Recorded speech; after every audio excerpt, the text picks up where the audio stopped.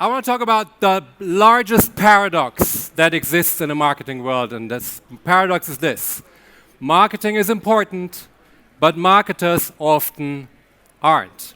And I want to talk about 5 diseases that could be life-threatening for your career, which are ADHD, the half-sided business vision, the chronic forgiveness, the authenticitis, and the Headshock syndrome.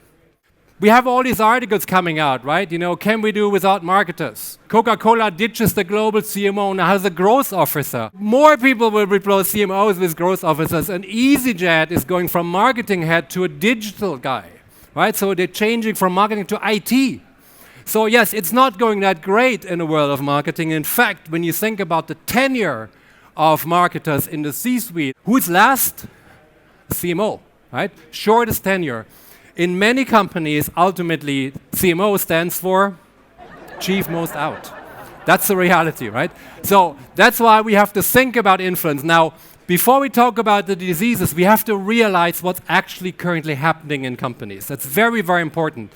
I had dinner with a board member of a large fashion firm, and he told me this, and he confirmed the issue that many people are facing, which is the rise of the horizontal organization, right? So flatbed hasn't just arrived in business class, it's now also in the organizations. It's a big issue.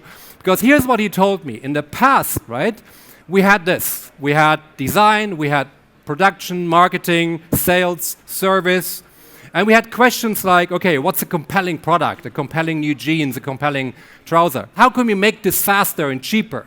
How can we attract more customers? That was the old world.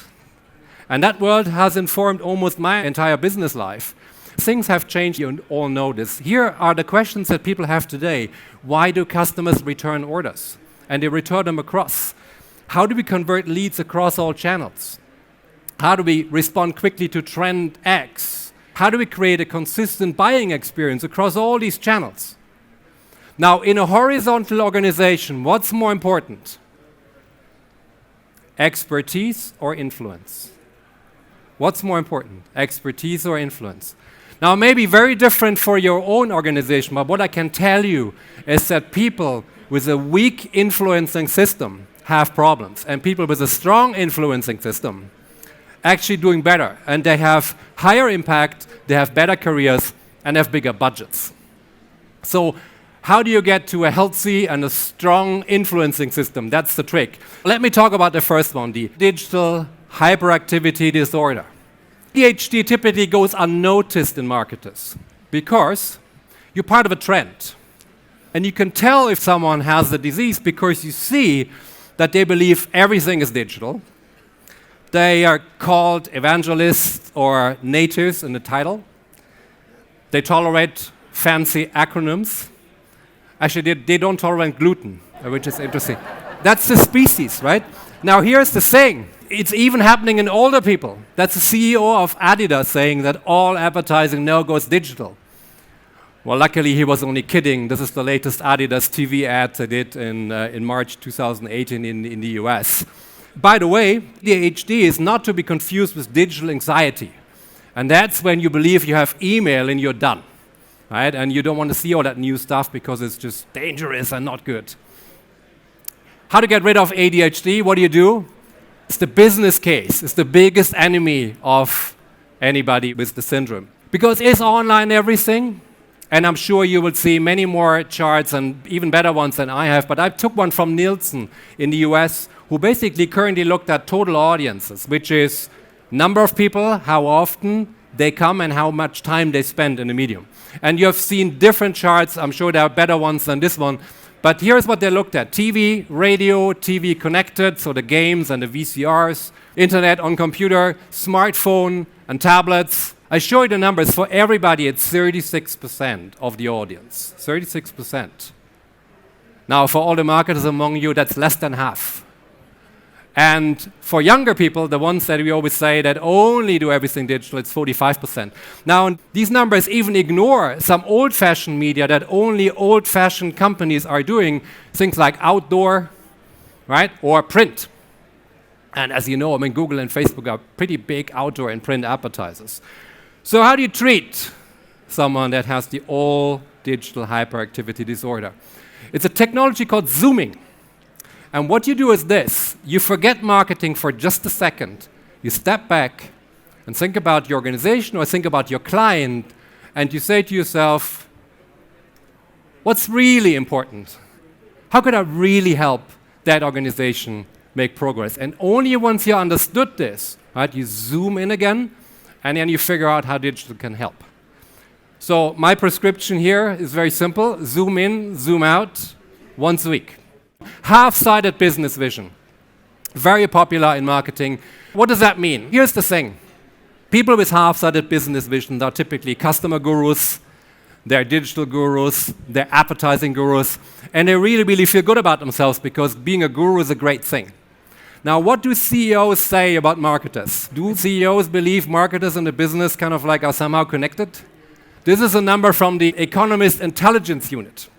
Basically, what it shows is that only 45% of C-suite leaders agree that marketing and the C-suite is aligned. Is that a good thing?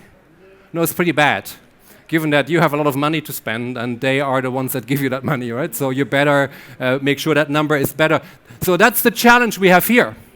How do you treat it? Have lunch with your boss. It's very simple. Or if you work in an agency, have lunch with the boss of your client and just ask him what's going on.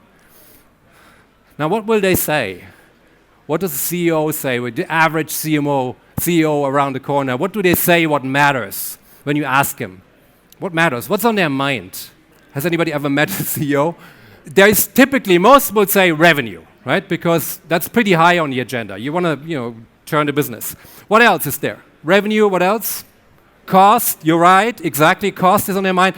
And then there's strategy and organization. What if you as a marketer, what if you as an agency are not revenue? What do you then? Then your cost. What do you do with cost?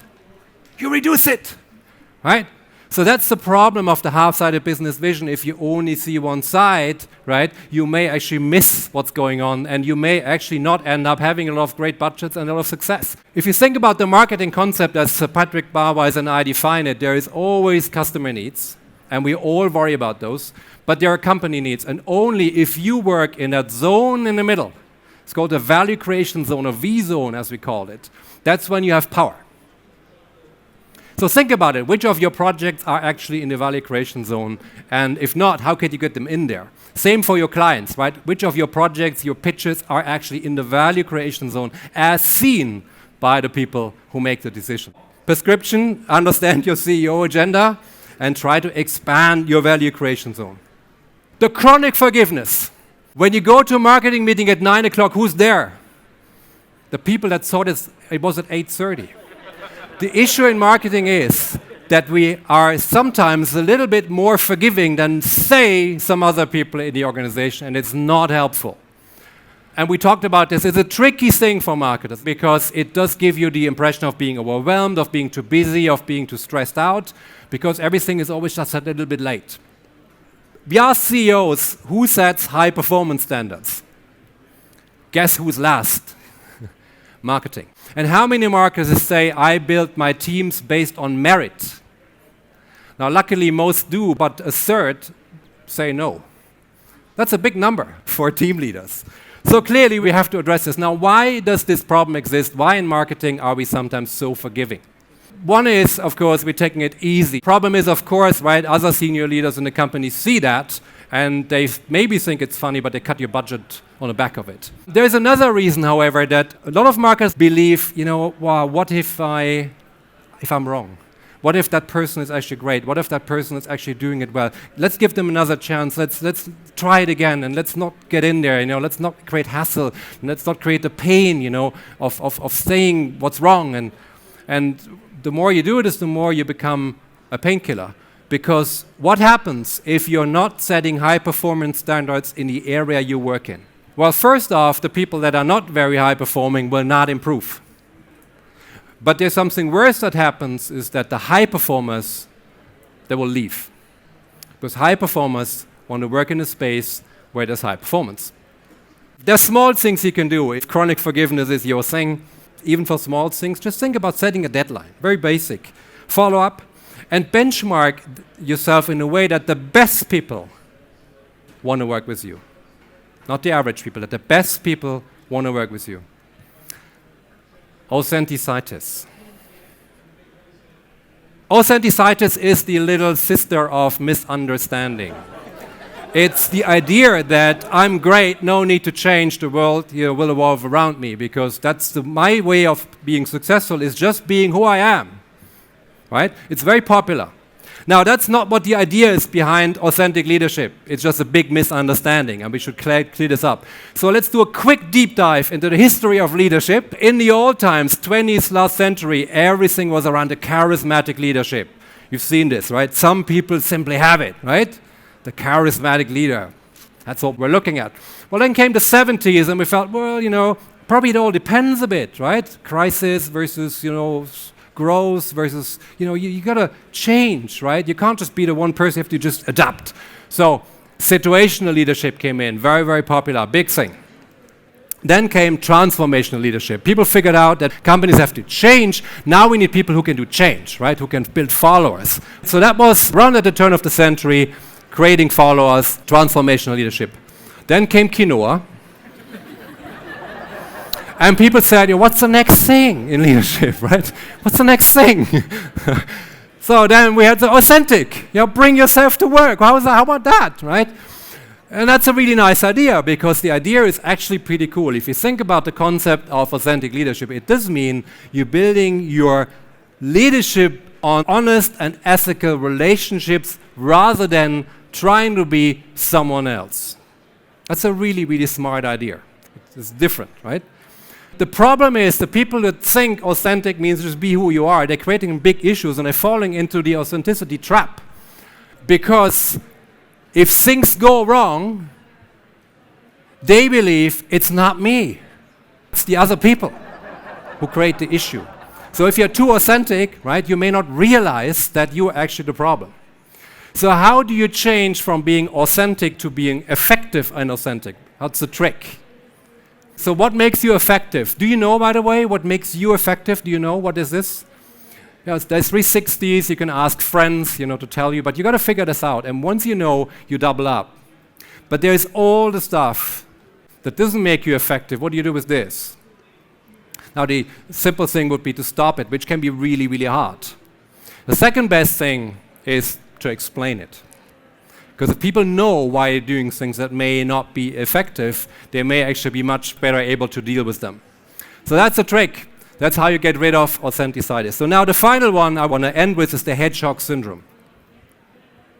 This is my biggest technology disappointment 2016. I bought both devices. I bought a MacBook and I bought an iPhone, this one here. And I got home and I figured out that I can no longer connect my Mac and my iPhone.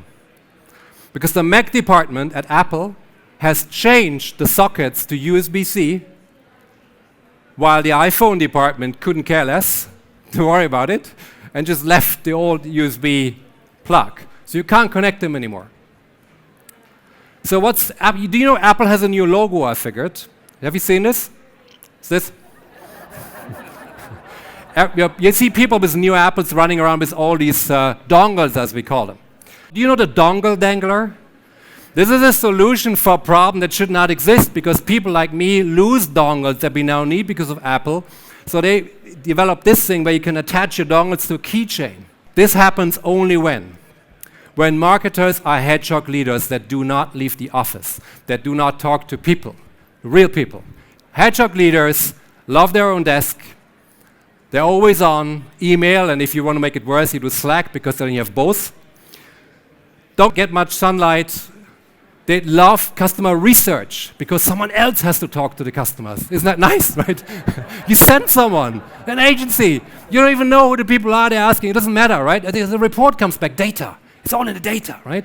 I don't want to talk to those people. And the issue is they're spending time in the marketing department and trying to create solutions. And if you work at the West Coast in the US, you work in that little cubicle here. It's the same thing. You're not leaving the office. And the problem is that you're creating problems for customers. You're creating a lot of dongle danglers in the world. And the other thing that happens is we are developing an entire new language, Because in our little cubicle, right, there's a whole, it's great to have common terms that we can use. So we don't talk like normal people, the ones that we sell to, we talk like other people. Yeah? So I thought about this. I just bought, this is my hoodie experience. I bought a hoodie recently.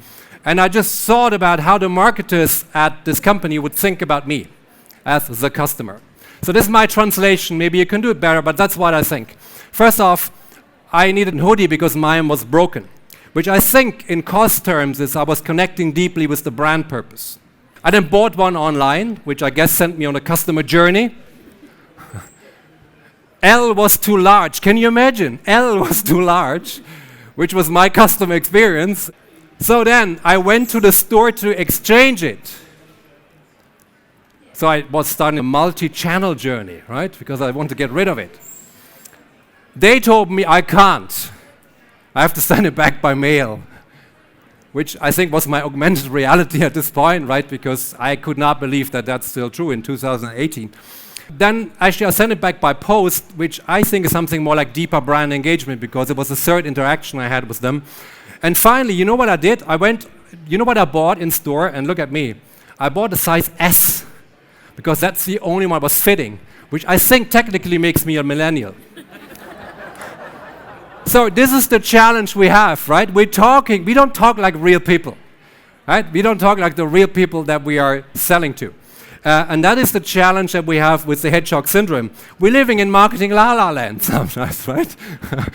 And I think sometimes it would be so easy to just go out and talk to some people and all these things would vanish. You got to go out, right? You got to talk to people, all the species that are out there, right? To people in the organization, your customers. You got to figure out what's going on. So the question is almost like, how much time are you spending out there and talking to the real people?